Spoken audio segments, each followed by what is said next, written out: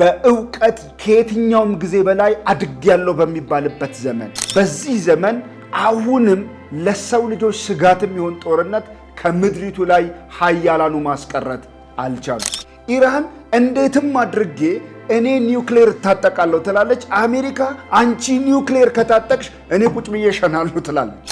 እንዲህ ባለ ትግል ውስጥ እስራኤል እቺ ሀገር ኒውክሌር የታጠቀች ቀን የኔ መጥፊያ ነውና እንዳታጠፋኝ እኔ ወይ ቀድሜ ያጠፋታለሁ ወይ ደግሞ ተከባብረን እንኖራለን የሚል ታነሳለች። ይሄ በሚሆንበት ሁኔታ ነው እንግዲህ የጎግ ማጎግ ጦርነት ይነሳ ይሆን ወይ ብለን የእግዚአብሔርን ቃል የምንመረምረው። ቤተክርስቲያን ጉዳዩን የምትመለከተው ለበለጠ ዝግጅትነት ለመጠቀም ነው።